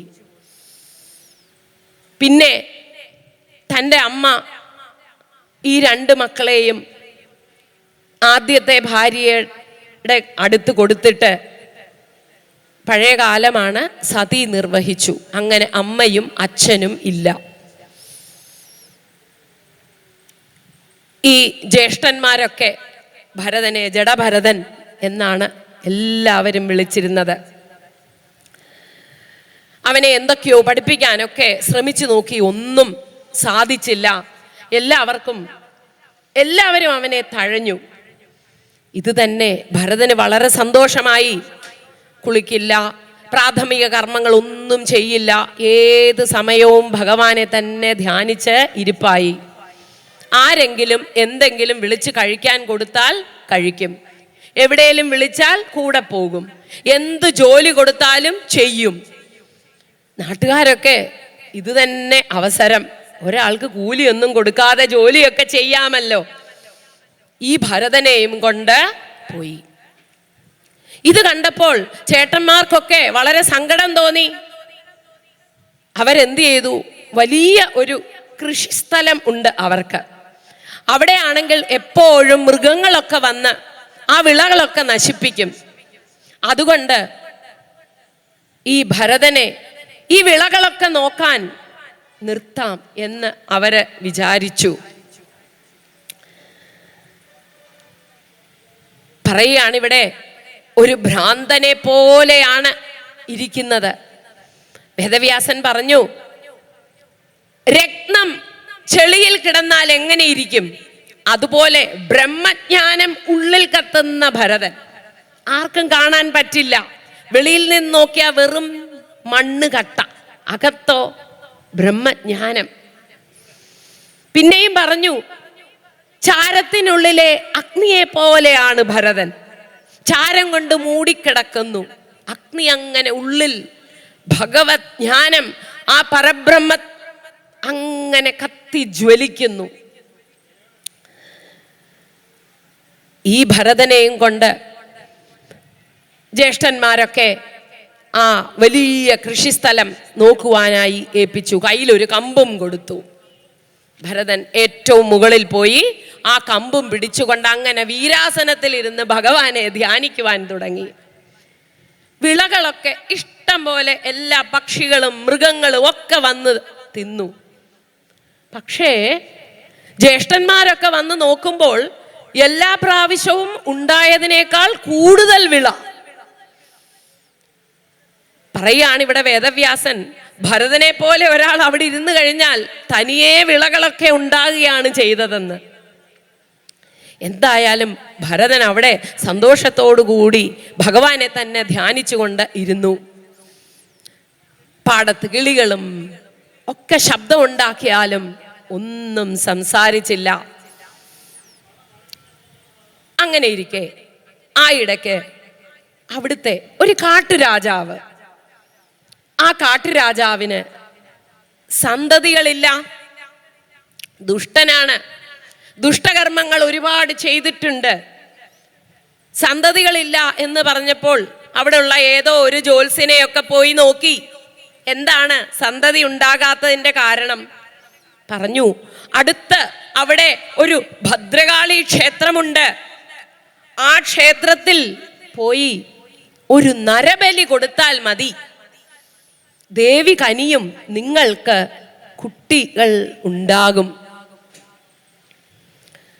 ഉടനെ തന്നെ രാജാവ് തൻ്റെ കിങ്കരന്മാരോട് പറഞ്ഞു, നരബലിക്കായി ഒരാളെ പിടിച്ചു കൊണ്ടുവരൂ. കിങ്കരന്മാർ പുറപ്പെട്ടു. എങ്ങനെയൊക്കെയോ പറഞ്ഞ് ഒരുത്തനെ നരബലിക്കായി കൂട്ടിക്കൊണ്ടുവന്നു. അങ്ങനെ ആ നരബലിക്കായി കൂട്ടിക്കൊണ്ടു വന്ന സമയത്ത് ബലിയുടെ ഒക്കെ നടക്കുന്ന ആ ക്ഷേത്രത്തിന് സമീപമായപ്പോൾ അവന്റെ മനസ്സ് മാറി. അവൻ ആരും കാണാതെ ഓടി രക്ഷപ്പെട്ടു. പിടിച്ചുകൊണ്ട് വന്ന ആൾ ഓടി രക്ഷപ്പെട്ടു. സമയം ഏതാണ്ട് ബലി നടത്തുവാനുള്ള സമയമായി. കിങ്കരന്മാർ ഭയന്നു, ആളിനെ കിട്ടിയില്ലെങ്കിലേ ആ രാജാവ് നമ്മളെ എടുത്തിപ്പോ ബലി നടത്തും. അതുകൊണ്ട് അവരോടി. ഇപ്പോൾ എവിടെ പോയി ഒരാളെ പിടിക്കും? ആര് ബലിക്ക് സമ്മതിക്കും? രാജകിങ്കരന്മാർ എല്ലായിടത്തും തിരക്കി. അങ്ങനെ നടന്ന് വരുമ്പോൾ അതാ കൃഷിസ്ഥലത്ത് അരോഗ ദൃഢഗാത്രനായ ഒരാൾ അങ്ങനെ മിന്നുന്നു. നല്ല ശരീരം, നല്ല ഉത്തമമായ ദേഹം. നമുക്ക് ഇയാളോട് ചോദിക്കാം, ബലിക്ക് വരാൻ സമ്മതമാണോ എന്ന്. അവിടെ പോയി ഭരതനെ കണ്ടതും അവർ ചോദിക്കാനൊന്നും നിന്നില്ല. ഇത് ദേവിയുടെ നിശ്ചയമാണ് എന്നങ്ങ് മനസ്സിൽ ഉറപ്പിച്ച് ഒരു കയറിട്ട് കെട്ടി ജഡഭരതനെ വലിച്ചുകൊണ്ട് ആ ബലി നടക്കുന്ന സ്ഥലത്തിലേക്ക് കൊണ്ടുപോയി. ഇപ്പോഴും ശാന്തനായി, ഒന്നും ഉരിയാടാതെ, ഇവർ വലിച്ചു കൊണ്ടുപോകുന്നത് എന്തിനുമായിക്കൊള്ളട്ടെ, ഈ ശരീരം തീർന്നാൽ ഞാൻ ഭഗവാന്റെ അടുത്തേക്ക് എത്തേണ്ടവനാണ് എന്നുള്ള ആ ദൃഢവിശ്വാസം ബലി നടത്തുന്ന സ്ഥലത്തേക്ക് ജഡഭരതനെയും കൊണ്ട് ഇവർ വലിച്ചു കെട്ടിക്കൊണ്ടുപോയി. ബലിയൊക്കെ നടത്തുന്നതിന് മുമ്പ് ആദ്യം എന്ത് ചെയ്യണം? കുളിപ്പിക്കണം. കുളിപ്പിച്ച് അങ്ങനെ വന്നപ്പോൾ നല്ല പൂണൂലൊക്കെ ഉണ്ട്. ബ്രാഹ്മണനാണ് എന്ന് അവർക്ക് മനസ്സിലായി. ഒരക്ഷരം അപ്പോഴും സംസാരിക്കുന്നില്ല, വളരെ ശാന്തനായിരിക്കുകയാണ്. കുളിപ്പിച്ചു, ചുവന്ന പട്ടൊക്കെ ഉടുപ്പിച്ചു, ചുവന്ന കുറിയൊക്കെ ദേവിക്ക് തൊട്ടു, ഭരതനും തൊട്ടു. ചുവന്ന മാലയെടുത്ത് ദേവിക്ക് ചാർത്തി, ഭരതനും ചാർത്തി. ദേവിക്ക് മൃഷ്ടാന്ന ഭോജനമെടുത്ത് നൈവേദ്യം ചെയ്തു, ഭരതന് ഊട്ടിക്കൊടുത്തു. ഒരുപാട് നാളായിട്ട് ഭക്ഷണം കഴിക്കുന്നത് പോലെ ശാന്തനായി അവർ കൊടുത്തത് അത്രയും ആഹാരം കഴിച്ചു. വളരെ സ്വാദുള്ള വിഭവം ഒന്നും അദ്ദേഹത്തിന് അറിയില്ല. ആരെന്ത് കൊടുത്താലും കഴിക്കുന്ന ആളാണ് ഭരതൻ. മൃഷ്ടാന്ന ഭോജനമൊക്കെ കഴിഞ്ഞു. ആ രാജാവും പത്നിയും അവിടെ വന്നു നിന്നു. കൂടെയുള്ള അനുയായികളും എല്ലാവരും വന്നു നിന്നു. വാദ്യഘോഷങ്ങളും മന്ത്രങ്ങളും ഒക്കെ അങ്ങനെ മുഴങ്ങി. ചുവന്ന പുഷ്പങ്ങളെടുത്ത് അർച്ചന നടന്നുകൊണ്ടിരുന്നു. പ്രധാന പൂജാരി അങ്ങനെ തുള്ളിക്കൊണ്ട്, ഉറഞ്ഞു തുള്ളിക്കൊണ്ട് ജഡഭരതനെ ആ ബലിപീഠത്തിൽ ഇരുത്തി. സർവചരാചരങ്ങളുടെയും സുഹൃത്തും ബ്രഹ്മഭൂതനും ബ്രഹ്മ തേജസ്സിൽ അങ്ങനെ ശോഭിക്കുന്ന ആ ജഡഭരതനെ പരമശാന്തനായിരിക്കുന്നത് ആരാ കണ്ടത്? സാക്ഷാൽ ദേവി. ആ അമ്മ, ആ അകത്തിരുന്ന് നമ്മളെയൊക്കെ രക്ഷിക്കുന്ന ആ അമ്മ ഭദ്രകാളി. ദേവി നോക്കി, പുത്ര, ഈ പുത്രനെയാണോ എനിക്ക് ബലി തരാൻ പോകുന്നത്? ബ്രാഹ്മണ ശ്രേഷ്ഠൻ ഉള്ളിലെ ആ ബ്രഹ്മ തേജസ് ദേവിയുടെ മുഖത്തേക്ക് തട്ടി. ആ ചൂട് ദേവിക്ക് പോലും താങ്ങാൻ പറ്റിയില്ല. ഒന്ന് ആലോചിച്ചു നോക്കണം ജഡഭരതന്റെ ശക്തി. ദേവിയുടെ മുഖമാകെ മാറി. ഇതി തേഷാം വൃഷളാനാം രജസ്തമ പ്രകൃതീനാം ധനമദരജ ഉത്സിക്ത മനസാം ഭഗവത് കലാവീരകുലം കദർത്തി കൃത്യോത്പഥേന സ്വൈരം വിഹരതാം ഹിംസാ വിഹാരാണാം കർമാതിദാരുണം യത് ബ്രഹ്മഭൂതസ്യ സാക്ഷാത് ബ്രഹ്മർഷിസുതസ്യ നിർവൈരസ്യ സർവഭൂത സുഹൃദഃ സൂനായാമപ്യനനുതമം ആലംബനം തതുപലഭ്യ ബ്രഹ്മതേജസാം അതിദുർവിഷഹേണ ദന്തഹ്യമാനേന വപുഷാ സഹസോച്ഛചാടസൈവ ദേവി ഭദ്രകാളി.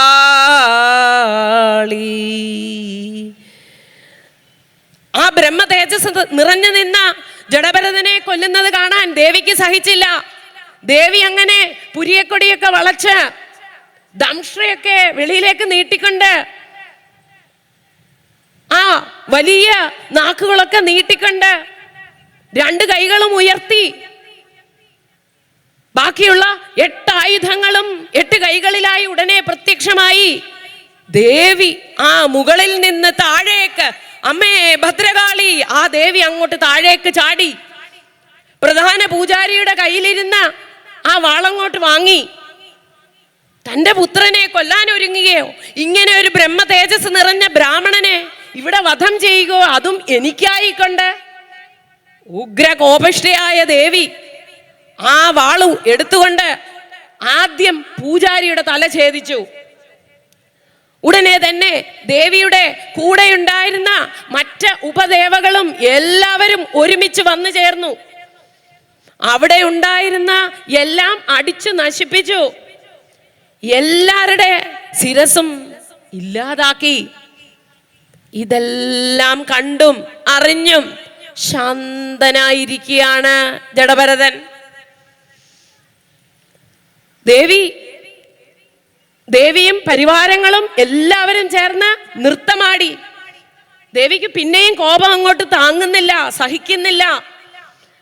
അവരുടെ രക്തം സേവിച്ചു. എന്നിട്ട് ഇവിടെ പറയുന്നുണ്ട്, ജഗൗ നനർത്ത ച വിജഹാര ച ശിര കന്തുകലീലയ. ആ ശിരസൊക്കെ എടുത്ത് പന്താടുന്നത് പോലെ അങ്ങോട്ടും ഇങ്ങോട്ടും അവരെറിഞ്ഞ് കളിച്ചു. ഇത്രയൊക്കെ ആയിട്ടും ദേവി ജഡഭരതനെ ഒന്ന് നോക്കി. എന്നെ ഒന്ന് രക്ഷിക്കെന്നും പറഞ്ഞില്ല ആദ്യം. ഇപ്പൊ ഒരു നന്ദിയും പറയുന്നില്ല, ഒന്നുമില്ല. മകനെ, നീ എന്താണ് ഒന്നും പറയാത്തത്? ആ രംഗം ദേവിയുടെ പരിവാരങ്ങളുടെയും നർത്തനവും ഒക്കെ തീർന്ന് പഴയതുപോലെ ശാന്തമായി. എവിടെയും രക്തക്കളം. ഒന്നും അറിയാത്തതുപോലെ ആ ജഡഭരതൻ അവിടെ നിന്ന് എഴുന്നേറ്റു. ദേവിക്ക്, ആ മഹിഷാസുരമർദ്ദിനിയായ ദേവിക്ക് അത്ഭുതം. ഐഗിരി നന്ദിനി നന്ദിതമേദിനി വിശ്വവിനോദിനി നന്ദനുദേ ഗിരിവരവിന്ധ്യ ശിരോദിനി വാസിനി വിഷ്ണുവിലാസിനി ജിഷ്ണുനുദേ.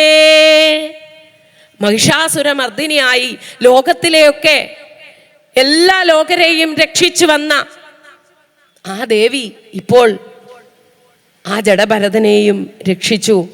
അങ്ങനെയുള്ള ദേവിക്ക് നമസ്കാരം ചെയ്തുകൊണ്ട് നമ്മൾക്ക് ആ ജഡഭരതന്റെ കഥ തുടരാം. ഇത് കേട്ടപ്പോൾ അവിടെ പറയുന്നുണ്ട്, ഏറ്റവും വലിയൊരു തത്വമാണ് വേദവ്യാസൻ പറഞ്ഞത്. ഏവമേവ ഖലു മഹദ് അഭിചാരാതിക്രമ കാർസ്നേന ആത്മനേ ഫലതി. എന്താ പറഞ്ഞതെന്നറിയാമോ വേദവ്യാസൻ?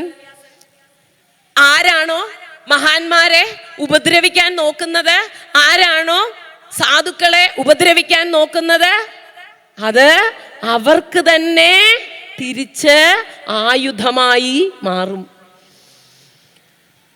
ഇവിടെ അതല്ലേ സംഭവിച്ചത്? ആ സാധു ബ്രാഹ്മണനെ, ആ സാധുവിനെ വധിക്കാൻ നോക്കിയപ്പോൾ ആ ദേവി തന്നെ പ്രത്യക്ഷപ്പെട്ട് എല്ലാവരെയും ഇല്ലാതാക്കി. ഏറ്റവും വലിയ തത്വമാണ് ഈ ഭരതന്റെ കഥയിലൂടെ വേദവ്യാസൻ പറഞ്ഞു തന്നത്. ഒരു സാധുക്കളെയും ഉപദ്രവിക്കാൻ പാടില്ല. ഈ ലോകത്ത് എല്ലാ ജീവജാലങ്ങളും ഭഗവാൻ തന്നെയാണ്. ആരെയും ഉപദ്രവിക്കരുത്, ആരെ പറ്റിയും നിന്ദമായി ഒരു വാർത്ത പോലും പറയരുത്, ആരെ പറ്റിയും ഒന്നും ചീത്തയായി വിചാരിക്കരുത്. അതൊക്കെ നമ്മൾക്ക് തന്നെ തിരിച്ച് വരും. അവനവന്റെ കർമ്മത്തിന്റെ ഫലം അവനവൻ തന്നെ അനുഭവിക്കേണ്ടി വരും. ഇങ്ങനെ ഒരു വലിയ തത്വത്തിനെ പറഞ്ഞു തന്നു. എന്നിട്ട് ശ്രീശുക മഹർഷി പരീക്ഷത്തിനോട് അവിടെ വിളിച്ചു. നവാ ഏതത് വിഷ്ണുദത്ത, വിഷ്ണുദത്ത എന്നാണ് പറഞ്ഞത്. അതായത് അമ്മയുടെ ഗർഭത്തിൽ വിഷ്ണു അല്ലേ നിനക്കിങ്ങനെ ഒരു ജീവിതം തന്നത് പരീക്ഷിത്തെ? ആ ഉത്തരാഗർഭത്തിന് നേരെ അശ്വത്ഥാമാവിന്റെ ശരം ബ്രഹ്മാസ്ത്രം വന്നപ്പോൾ കരിക്കട്ടയായി മാറിപ്പോകേണ്ട ജന്മത്തിനെ ഭഗവാൻ വിഷ്ണു ഒരു അങ്കുലിയുടെ അത്രയും വലിപ്പത്തിൽ ഗർഭത്തിൽ കയറി രക്ഷിച്ച പരീക്ഷിത്ത്. അങ്ങനെയുള്ള പരീക്ഷിത്തെ നീ ഭയപ്പെടാമോ? പാടില്ല. നിനക്കെന്തിന് തക്ഷകനെ ഭയം? നോക്കൂ, ഈ ജഡഭരതനെ നോക്കൂ. പറയുകയാണിവിടെ ഭാഗവത പരമഹംസാനാം എന്നാണ് പറഞ്ഞത്. ഭാഗവതത്തെ കൊണ്ട് നടക്കുന്ന കൃഷ്ണ ഭക്തന്മാർക്ക് ഒരിക്കലും ലോകത്തിൽ ഒന്നിനെയും ഭയപ്പെടരുത്. ഭക്തന്റെ ഏറ്റവും വലിയ ലക്ഷണം ഇവിടെ പറഞ്ഞു തരികയാണ്. ഒന്നിനെയും ഭയപ്പെടരുത്. എന്തു വന്നാലും അത് നമ്മുടെ പ്രാരാബ്ധ കർമ്മം, അത് അനുഭവിക്കുക. ബാക്കി എൻ്റെ ഗുരുവായൂരപ്പൻ കൂടെ നിന്ന് നമ്മളെ രക്ഷിച്ചു കൊള്ളും. പിന്നെ പറയുകയാണ്, ആ ഗുരുവായൂരപ്പൻ തന്നെ ഭക്തന്മാരെ രക്ഷിക്കുവാൻ ദേവിയായിട്ടോ, ഇവിടെ ഇപ്പോൾ ജഡഭരതനെ രക്ഷിക്കുവാൻ ഭദ്രകാളിയായിട്ടാണ് ഭഗവാൻ അവതാരം എടുത്തത്. നമുക്കറിയാം, പ്രഹ്ലാദനെ രക്ഷിക്കാൻ നരസിംഹമായിട്ടാണ് ഭഗവാൻ വന്നത്. ഭക്തരെ രക്ഷിക്കുവാൻ ഏത് രൂപത്തിലാണ് അദ്ദേഹം വരുന്നതെന്നറിയില്ല. നമ്മളുടെ ജീവിതത്തിലും അങ്ങനെ തന്നെയല്ലേ? ഭഗവാൻ മഞ്ഞമുണ്ടൊക്കെ എടുത്താണോ വന്ന് നമ്മളെ രക്ഷിക്കുന്നത്? രാത്രിയിൽ നമ്മൾ തനിയെ നിൽക്കുകയാണ്, എങ്ങനെയെങ്കിലും ഇവിടെ നിന്നൊന്ന് കടന്നു പോകണം. അപ്പോൾ ഒരു ഓട്ടോക്കാരൻ വന്നിട്ട് നമ്മളെ കൊണ്ടുപോകാൻ വരികയാണ്. ആരാണത്? അത് സാക്ഷാൽ ഗുരുവായൂരപ്പൻ തന്നെയാണ്. മഞ്ഞമുണ്ട് കൊടുത്ത് പീലിയൊന്നും കൊടുത്തായിരിക്കില്ല ചിലപ്പോൾ വരുന്നത്. നമ്മളെ എപ്പോൾ ആപത്ത് വരുന്നുവോ ആ ആപത്തിൽ നിന്ന് രക്ഷിക്കുവാൻ ഭഗവാൻ ഏതെങ്കിലും രൂപത്തിൽ വരും. ഇവിടെ ദേവിയായി, അമ്മയായി ആ ജഡഭരതനെ രക്ഷിച്ചു. വിഷ്ണുദത്ത, പരീക്ഷിത്തെ നോക്കൂ, ആ ഭരതന്റെ ഭയമില്ലായ്മ നോക്കി പഠിക്കൂ എന്നുള്ള മട്ടിൽ ഇവിടെ ശുഗമഹർഷി പരീക്ഷത്തിനോട് പറഞ്ഞു. ഉടനെ പരീക്ഷത്തിന് ഒരു സംശയം. ഒന്നും അറിവില്ലാത്തവനാണെങ്കിലും ആരേലും കൊല്ലാൻ വന്നാ എഴുന്നേൽക്കില്ല അല്ലേ? ഇവൻ ജ്ഞാനിയല്ല, അജ്ഞാനിയാണെങ്കിലോ? ഉടനെ പറഞ്ഞു, ഞാൻ അടുത്ത കഥ പറയാം. ഇവൻ ജ്ഞാനി തന്നെയാണ്. പണ്ട് സിന്ധു സൗവീരപതേ രഘൂഗണസ്യ, രഘുഗണൻ എന്നുള്ളൊരു രാജാവുണ്ടായിരുന്നു. സിന്ധു സൗവീരത്തിൽ ഒരു രാജാവ്. ആ രാജാവ് ജ്ഞാനോപദേശത്തിന് വേണ്ടി കപില മഹർഷിയെ കാണുവാനായി പുറപ്പെട്ടു. ഭാഗവതത്തിൽ കപില മഹർഷി എന്നൊന്നും പറയുന്നില്ല, പക്ഷേ സാക്ഷാൽ ശ്രീധരീയത്തിൽ അവിടെ കപില മഹർഷി എന്ന് തന്നെയാണ് പറയുന്നത്. ആ രഘുഗണൻ കപില മഹർഷിയോട് ജ്ഞാനോപദേശത്തിനായിട്ട് പുറപ്പെട്ട് അങ്ങനെ വന്നുകൊണ്ടേയിരിക്കുന്നു. പല്ലക്കിലാണ് യാത്ര. തൻ്റെ പല്ലക്കിൽ യാത്ര ചെയ്യുമ്പോൾ ഇക്ഷൂമതി നദിയുടെ തീരത്ത് പല്ലക്ക് എത്തിച്ചേർന്നു. 8 പേരാണ് പല്ലക്ക് തൂക്കുന്നത്. 2 പേര് വീതം, 2, 4, 6, 8 പേര് അങ്ങനെ പല്ലക്ക് തൂക്കിക്കൊണ്ട് വരികയാണ്. അതിൽ ഒരാൾക്ക് പെട്ടെന്ന് പല്ലക്ക് തൂക്കാൻ പറ്റാതെ ഒരു തോളുവേദന ഉണ്ടായി. അപ്പൊ ഇതൊക്കെ നോക്കി നടത്തുന്ന ഒരാളുണ്ട്. എന്ത് ചെയ്യും? രാജാവിന് യാത്രയാകണമല്ലോ, പല്ലക്ക് തൂക്കാൻ ഒരാൾ വേണം. ആ ഇക്ഷുമതി നദിയുടെ തീരത്ത് എത്തിയപ്പോൾ അവിടെ ധ്യാനിച്ചു കൊണ്ടിരിക്കുന്ന നമ്മുടെ ഭരതൻ അവിടെ ഇരിപ്പുണ്ട്. ജഡഭരതൻ എന്ന് പറഞ്ഞുകൊള്ളൂ. ആ പല്ലക്കിന്റെ യാത്രയൊക്കെ നിയന്ത്രിക്കുന്ന ആൾ നോക്കി, നല്ല അരോഗ ദൃഢഗാത്രൻ. ഇവിടെ വരൂ. ഒന്നും ഉരിയാടിയില്ല. ജഡഭരതൻ അങ്ങോട്ടേക്ക് എത്തി. ആ പല്ലക്കെടുത്ത് നോക്കി. നല്ല ബലം, നല്ല പ്രായം, നല്ല ബലവുമുണ്ട്. ആ പല്ലക്കെടുത്ത് തോളിലേക്ക് വെച്ചു കൊടുത്തു. നടന്നുകൊള്ളൂ എന്ന് പറഞ്ഞു. ജഡഭരതൻ ഒന്നും ഉരിയാടാതെ ആ പല്ലക്കും എടുത്ത് യാത്രയായി. പക്ഷേ ആ യാത്ര രാജാവിന് അത്ര സുഖകരമായില്ല. എന്താണ് പറ്റിയത്? ജ്ഞാനിയായ ജഡഭരതന് സർവ ജീവജാലങ്ങളിലും ഭഗവാനെ കാണാൻ സാധിക്കും. അദ്ദേഹം താഴെ നോക്കിയേ നടക്കാറുള്ളൂ. താഴെ ഏതെങ്കിലും ഇഴജന്തുക്കളെ കണ്ടാൽ അത് ഭഗവാനാണല്ലോ എന്ന് വിചാരിച്ച് അതിൽ ചവിട്ടില്ല. അങ്ങനെ താഴെ നോക്കി പല്ലക്കും എടുത്തുകൊണ്ട് യാത്ര തുടർന്നപ്പോൾ മുന്നിലൊരു ഉറുമ്പ്. അതിനെ ചവിട്ടിയില്ല. അദ്ദേഹം കാലെടുത്ത് അങ്ങോട്ട് വെച്ചു.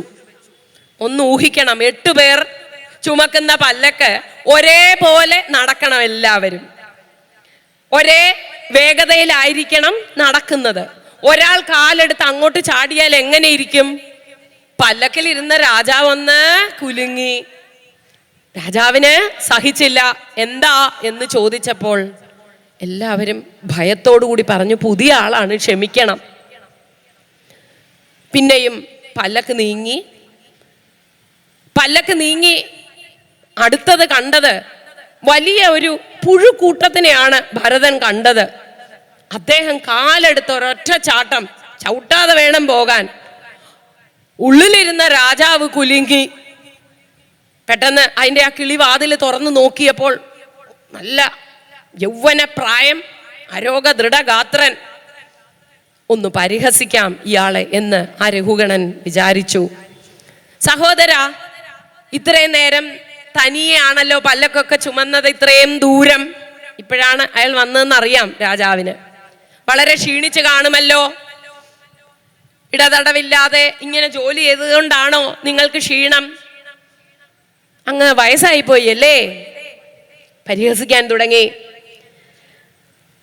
അതുകൊണ്ടാണ്, വയസ്സായത് കൊണ്ടാണോ പല്ലക്ക് തൂക്കാൻ പറ്റില്ലേ?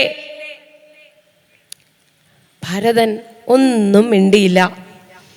രാജാവ് ഇങ്ങനെ പരിഹസിച്ചിട്ട് വീണ്ടും കിളിവാതിൽ അടച്ചു. പിന്നെയും യാത്ര തുടർന്നു. അടുത്തത് കണ്ടത് വലിയ ഒരു ഉറുമ്പിന്റെ വലിയ ഒരു വരിയെയാണ് കണ്ടത്. ഭരതൻ ഒരൊറ്റ ചാട്ടം അകത്തിരുന്ന രാജാവിന്റെ തല പോയി പല്ലക്കിലിടിച്ചു. രാജാവിന്റെ തല മുറിഞ്ഞു. ഇപ്രാവശ്യം രജോ ഗുണം തന്നെ അവിടെ എടുത്തു വന്നു. സത്വഗുണം ഏറി കപിലമാമുനിയെ കണ്ട് ജ്ഞാനം സിദ്ധിക്കാൻ പോകുന്ന യാത്രയാണ്. പക്ഷേ തൻ്റെ ശരീരമൊന്ന് മുറിഞ്ഞപ്പോൾ വേദന കൊണ്ട് സഹിക്കാൻ വയ്യാതെ രാജാവ് കോപത്തോടെ ആ കിളിവാതിൽ തുറന്നിട്ട് പറഞ്ഞു, ഞാൻ രാജാവാണ്, നിന്റെ സ്വാമിയാണ്, എന്നെ ധിക്കരിച്ചാൽ നിനക്ക് അതിന്റെ ശിക്ഷ ലഭിക്കും എന്ന ഉറക്ക ശബ്ദമിട്ടു. അന്നുവരെ സംസാരിക്കാത്ത ആ ജഡഭരതൻ ആദ്യമായി സംസാരിച്ചു. പൂർവജന്മം അറിയാവുന്നത് കൊണ്ടാകും ഇവിടെ ആചാര്യന്മാരൊക്കെ പറയാറുണ്ട്, ഈ രഘുഗണൻ പഴയ ജന്മത്തിലെ ആശ്രമത്തിൽ കയറി വന്ന ആ മാൻകുട്ടിയായിരുന്നു എന്ന് പറയുന്നുണ്ട്. ഭാഗവത്തിൽ അങ്ങനെയൊന്നും പറയുന്നില്ല. എന്നിരുന്നാലും അതുകൊണ്ടാണ് അവിടെ ആ ഭരതൻ ആദ്യമായി സംസാരിക്കുവാൻ തുടങ്ങി. അങ്ങ് പറഞ്ഞതെല്ലാം ശരിയാണ്. വളരെ സൗമ്യമായി, സൗമ്യ സ്വരത്തിൽ ശാന്തനായി ജഡഭരതൻ എന്ന് പറയുന്ന ആ ഭരതമാമുനി സംസാരിക്കുവാൻ തുടങ്ങി രഘുഗണനോട്. ആദ്യമായി അങ്ങ് പറഞ്ഞതെല്ലാം ശരീരത്തെ ബാധിക്കുന്നതാണ്. ക്ഷീണം, ഈ തടിക്കുക, മെലിയുക, വയസ്സാകുക, ചെറുതാകുക, ആദി, വ്യാധി, വിശപ്പ്, ദാഹം, കോപം ഒക്കെ എനിക്കില്ല. എനിക്കിതൊന്നും ബാധിക്കുകയില്ല. ഇതൊക്കെ എൻ്റെ ശരീരത്തിനാണ്. ശരീരത്തിൽ അന്തര്യാമിയായി ഇരിക്കുന്ന ആ ഭഗവാന്, അതാണ് ഞാൻ. എനിക്കെന്ത് ബാധിക്കാനാണ്? ആത്മസ്വരൂപനായ ആ ഭഗവാനാണ് എൻ്റെ ഉള്ളിലിരിക്കുന്നത്. അതിനെന്ത് ജനനം, എന്ത് മരണം, എന്ത് വളർച്ച, എന്ത് ക്ഷീണം, ഒന്നുമില്ല. ഒരു നിമിഷം ആ രഘുഗണ രാജാവ് അങ്ങനെ പല്ലക്ക് നിർത്താൻ പറഞ്ഞു. പല്ലക്ക് നിർത്തിവെച്ച് അടുത്തേക്ക് വന്നു. ആ രഘുഗണൻ ഭരത മാമുനിയെ ഒന്ന് നോക്കി, ജഡഭരതനെ ഒന്ന് നോക്കി. കാണാം, തെളിഞ്ഞു നിൽക്കുന്ന പൂണുനൂല് കണ്ടു. അദ്ദേഹം ഉടനെ കാൽക്കൽ വീണു. ദേവേന്ദ്രന്റെ വജ്രായുധത്തെ എനിക്ക് ഭയമില്ല. പരമശിവന്റെ പാശുപതാസ്ത്രത്തെ എനിക്ക് ഭയമില്ല. അഗ്നിയെയും വരുണനെയും അവരുടെ ആയുധങ്ങളെയും ഒന്നും എനിക്ക് ഭയമില്ല. പക്ഷേ ബ്രാഹ്മണനെ എനിക്ക് ഭയമാണ്. ബ്രാഹ്മണനെ അപമാനിച്ചാൽ ആ പാപം എന്നെ പിന്തുടരും എന്ന് പറഞ്ഞ് ആ രഘുഗണ ചക്രവർത്തി ഭരതമാമുനിയുടെ കാൽക്കൽ വീണു. പറഞ്ഞു, കപില മുനിയെ കണ്ട് സംശയങ്ങൾ തീർക്കാൻ പോയ രഘുഗണൻ സംശയമൊക്കെ തീർത്ത്, എന്താണ് മനുഷ്യൻ, എന്താണ് നമ്മുടെ ജീവിതം, എന്താണ് മനുഷ്യന്റെ ജീവിതത്തിന്റെ ലക്ഷ്യം എന്നൊക്കെയുള്ള സംശയങ്ങൾ ചോദിച്ചു. അവിടെ ഭരതമാമുനി രഘുഗണന് ഉപദേശം കൊടുക്കുകയാണ്. സർവവും ഈശ്വര ചൈതന്യമാണ്. തപസ് കൊണ്ടോ യജ്ഞം കൊണ്ടോ ഒന്നും നമ്മൾക്ക് ആത്മസത്യത്തെ, ആ ആത്മാവിന്റെ സത്യത്തെ അറിയുവാൻ സാധിക്കുകയില്ല. എപ്പോഴും മഹാന്മാരുടെ പാദസേവ ചെയ്യണം. സത്സംഗം കൊണ്ട് മാത്രമേ നമ്മൾക്ക് ജീവിതത്തിൽ മുന്നേറുവാൻ സാധിക്കുകയുള്ളൂ. മഹാന്മാരുടെ പാദസേവ ചെയ്യുന്നത് വഴി നമ്മളിൽ അടിഞ്ഞുകൂടിയിരിക്കുന്ന ആ പാപം ഗംഗാജലത്തിലെ സ്നാനം പോലെ അലിഞ്ഞ് ഇല്ലാതാകും. അപ്പോൾ മാത്രമേ ഭഗവാന്റെ കൃപയും ആത്മജ്ഞാനവും നമ്മൾക്ക് ലഭിക്കുകയുള്ളൂ എന്നുള്ള തത്വം രഘുഗണന് ഉപദേശിച്ചു കൊടുത്തു. സത്സംഗം ചെയ്യുക, ഭഗവത് കഥ കേൾക്കുക, അതുവഴി ചിത്തശുദ്ധി വരുത്തുക. ചിത്തശുദ്ധി വന്നു കഴിഞ്ഞാൽ നമ്മളുടെ മനസ്സ് സ്ഫടികം പോലെ തിളങ്ങും. അതിൻ്റെ ഉള്ളിൽ ആ ഭഗവാൻ ഗുരുവായൂരപ്പൻ, ആ ഉണ്ണിക്കണ്ണൻ നമ്മളുടെ ഉള്ളിൽ എപ്പോഴും വിളയാടും. ഉണ്ണിക്കണ്ണൻ നമ്മളുടെ മനസ്സിലിരുന്നാൽ പിന്നെ നമ്മൾക്ക് എന്താണ് വേണ്ടത്? ഒന്നും ആവശ്യമില്ല. ഈ ലോകം മുഴുവൻ വളരെ മനോഹരമായി നമ്മൾക്ക് ആസ്വദിക്കാൻ കഴിയും.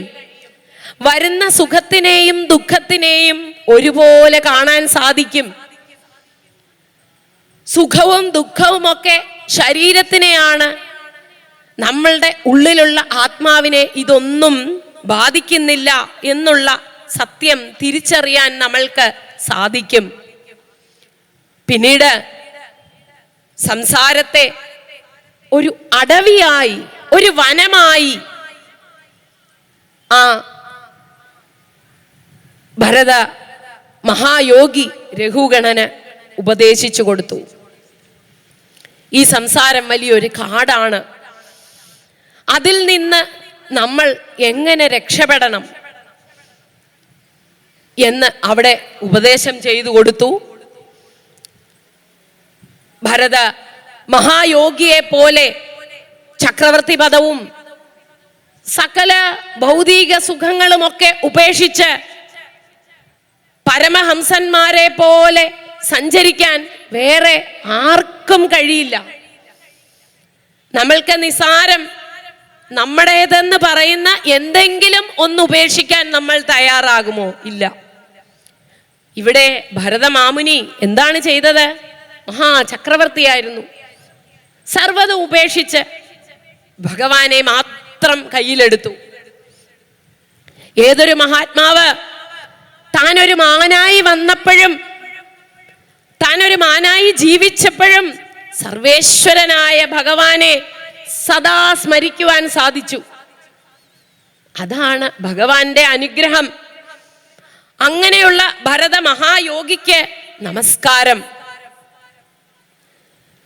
ഋഷഭപുത്രനും മഹാത്മാവുമായ ആ രാജർഷിയുടെ മാർഗത്തെ അന്യനായ ഒരു രാജാക്കന്മാർക്കും പിന്തുടരാൻ സാധിക്കുകയില്ല.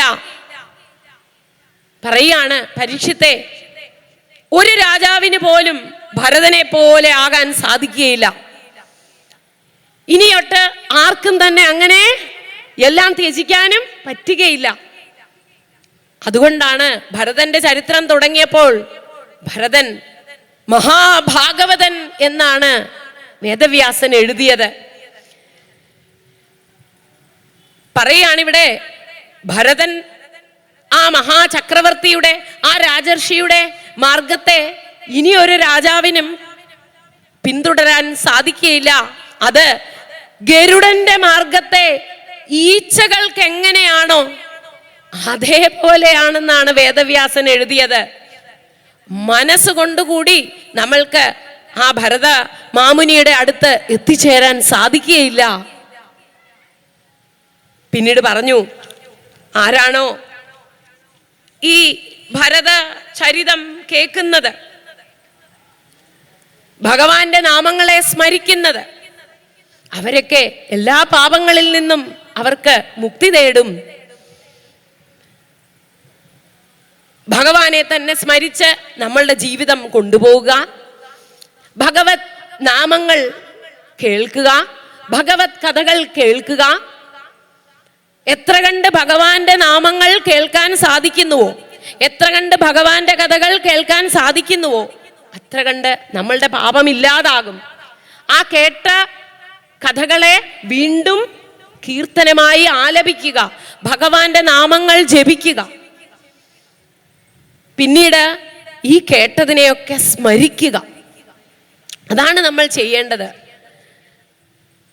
ഈ പകല് മുഴുവൻ നിങ്ങൾ സത്രത്തിൽ എത്ര കഥകൾ കേട്ടു ഇല്ലേ? ഭഗവാന്റെ ചരിതങ്ങൾ ഒരുപാട് കേട്ടു. ആ കഥകളൊക്കെ സ്മരിക്കുക. നമ്മൾക്ക് എന്തൊക്കെ കഷ്ടങ്ങൾ ഉണ്ടാകുമ്പോൾ ഭഗവാന്റെ കഥകളെ സ്മരിച്ച് അതിൽ നിന്നുള്ള എല്ലാ നന്മകളും എടുത്ത് നമ്മളുടെ ദുഃഖങ്ങളെയൊക്കെ ഇല്ലാതാക്കുക. ഇതാണ് ഭരതന്റെ ചരിത്രത്തിൽ നിന്ന് നമ്മൾ പഠിക്കുന്നത്. പറയാണ്, ആരാണോ ഈ ഭരത ചരിത്രം വായിക്കുന്നത്, യൈദം ഭാഗവത സപാജിതാവദാത ഗുണകർമ്മണോ രാജർഷേർ ഭരതസ്യാനുചരിതം സ്വസ്തേനമായുഷ്യം ധന്യം യശസ്യം സ്വർഗ്യാപവർഗ്യം വാ അനുസൃണോത്യാഖ്യാത് ആഖ്യാസ്യതി അഭിനന്ദതി ച സർവാ ഏവാശിഷ് ആത്മന ആശാസ്തേന കാഞ്ചന പരത ഇതി. ഏതൊരുവനാണോ ഭഗവത് ഭക്തന്മാരാൽ ആദരിക്കപ്പെട്ടത്, ആ പരിശുദ്ധങ്ങളായ ഗുണങ്ങളുള്ളത്, ആ കർമ്മമൊക്കെ അടങ്ങിയ മംഗളത്തിന്റെ നിവാസസ്ഥാനമായ ഈ ഭരതന്റെ കഥ കേൾക്കുന്നത്, അവർക്കൊക്കെ ദീർഘായുസ് ഉണ്ടാകട്ടെ, ധനം ലഭിക്കട്ടെ, യശസ് ലഭിക്കട്ടെ, സ്വർഗത്തെയും മോക്ഷത്തെയും ഒക്കെ സാധിപ്പിക്കുമാറാകട്ടെ. സമർത്ഥനായ ആ ഭരതന്റെ ചരിതം ആരാര് കേൾക്കുന്നുവോ, പറയുന്നുവോ, അതിനെ സ്മരിക്കുന്നുവോ, അവർക്ക് സർവ ആഗ്രഹങ്ങളും നിറവേറട്ടെ. ആത്മസ്വരൂപനായ ഭഗവാനിൽ അവരുടെ മനസ്സിനെ കൊണ്ടുചെന്ന് എത്തിക്കുവാൻ സാധിക്കും. അവർക്ക് ആരുടെ മുന്നിലും ഒന്നിനും ആശ്രയിക്കേണ്ടി വരില്ല. ഭഗവാൻ എപ്പോഴും അവരുടെ മനസ്സിൽ തിളങ്ങി നിൽക്കും എന്നുള്ള ഒരു ദിവ്യമായ ഫലമാണ് ഈ ഭരത ചരിതത്തിന് എഴുതിയത്. അങ്ങനെയുള്ള ഭരതമാമുനിയെ നമസ്കരിച്ചുകൊണ്ട് ആ ഭരത ചക്രവർത്തിയുടെ പേരിലാണല്ലോ നമ്മളുടെ രാജ്യം എന്നുള്ളതിനെ വളരെ ബഹുമാന പുരസരം, വളരെ അന്തസ്സോടെ നമ്മളെല്ലാം ഭാരതീയരാണ്, ഇങ്ങനെയുള്ള ഒരു ചക്രവർത്തിയാണ്, അദ്ദേഹത്തിൻ്റെ സംസ്കാരമാണ് നമ്മൾ കൊണ്ടു നടക്കുന്നത് എന്ന് തിരിച്ചറിവോടെ നമ്മളെല്ലാവരും ജീവിക്കണം. സർവം കൃഷ്ണമയം, എല്ലാം ഭഗവാനാണ്, ഈ ലോകം മുഴുവൻ ഭഗവാനാണ് നിറഞ്ഞു നിൽക്കുന്നത്, എല്ലാവരുടെ ഉള്ളിലും ഭഗവാനാണ്. അതുകൊണ്ട് സമചിത്തരായി ലോകം മുഴുവൻ ഭഗവാനെ കണ്ടുകൊണ്ട് സന്തോഷത്തോടുകൂടി നമ്മളെല്ലാം ഭാരതീയരാണ് എന്ന് ഉറക്കെ പറഞ്ഞുകൊണ്ട് വേണം നമ്മൾ ജീവിക്കുവാൻ. ഇങ്ങനെയുള്ള ഈ ദേവീ ക്ഷേത്രത്തിൽ ഭരത മാമുനിയുടെ കഥയും അമ്മയുടെ അവതാരവും ഈ ദേവീ ക്ഷേത്രത്തിൽ പറയാൻ സാധിച്ചത് ആദ്യം പറഞ്ഞതുപോലെ കോടി ജന്മ സുകൃതം എന്നേ പറയാനുള്ളൂ. ഇത്രയും നേരം ഇതെല്ലാം കേട്ടുകൊണ്ട് ഇരുന്ന നിങ്ങൾക്കേവർക്കും നമസ്കാരം. എന്തെങ്കിലും തെറ്റുകുറ്റങ്ങളൊക്കെ ഉണ്ടായിട്ടുണ്ടെങ്കിൽ അത് ഭഗവാൻ ക്ഷമിക്കും, നിങ്ങൾ ഓരോരുത്തരും ക്ഷമിക്കും എന്ന് ഞാൻ പ്രാർത്ഥിക്കുന്നു. എല്ലാം പറഞ്ഞത് എൻ്റെ ഗുരുമാമിയുടെയും ഗുരുക്കന്മാരുടെയും അനുഗ്രഹം. തെറ്റുണ്ടായിട്ടെങ്കിൽ അതിനെ പൂർണ്ണ ഉത്തരവാദിത്വം എനിക്ക് തന്നെയാണ്. ഗുരുപരമ്പരകളെയൊക്കെ നമസ്കരിക്കുന്നു. കായേന വാചാ മനസേന്ദ്രിയൈ വാ ബുദ്ധ്യാത്മനാ വാ പ്രകൃതേ സ്വഭാവാത് കരോമി യദ്യത് സകലം പരസ്മൈ ശ്രീമന്നാരായണായേതി സമർപ്പയാമി. ഇത്രയും നേരം കേട്ടിട്ട് നമ്മൾക്കൊരു ഭഗവാന്റെ ഒരു ചെറിയ ഒരു കീർത്തനം എല്ലാവരും കൈയടിച്ചു പാടുക. വനമാലി രാധാരമണ ഗിരിധാരി ഗോവിന്ദ, വനമാലി രാധാരമണ ഗിരിധാരി ഗോവിന്ദ, വനമാലി രാധാരമണ ഗിരിധാരി ഗോവിന്ദ, വനമാലി രാധാരമണ ഗിരിധാരി ഗോവിന്ദ. നീലമേഘ സുന്ദര നാരായണ ഗോവിന്ദ, നീലമേഘ സുന്ദര നാരായണ ഗോവിന്ദ, വനമാലി രാധാരമണ ഗിരിധാരി ഗോവിന്ദ. ഭക്തഹൃദയ മന്ദാര ഭാനുകോടി സുന്ദര, ഭക്തഹൃദയ മന്ദാര ഭാനുകോടി സുന്ദര, നന്ദനന്ദ ഗോപവൃന്ദ നാരായണ ഗോവിന്ദ, നന്ദനന്ദ ഗോപവൃന്ദ നാരായണ ഗോവിന്ദ, നാരായണ ഗോവിന്ദ ഹരിനാരായണ ഗോവിന്ദ, നാരായണ ഗോവിന്ദ ഹരിനാരായണ ഗോവിന്ദ, നാരായണ ഗോവിന്ദ ഹരിനാരായണ ഗോവിന്ദ, നാരായണ ഗോവിന്ദ ഹരിനാരായണ ഗോവിന്ദ, നാരായണ ഗോവിന്ദ ഹരിനാരായണ ഗോവിന്ദ, നാരായണ ഗോവിന്ദ ഹരിനാരായണ ഗോവിന്ദ, നാരായണ ഗോവിന്ദ ഹരിനാരായണ ഗോവിന്ദ. സർവത്ര ഗോവിന്ദ നാമ സങ്കീർത്തനം, ഗോവിന്ദ ഗോവിന്ദ. ശ്രീ ഗുരുഭ്യോ നമഃ. ഓം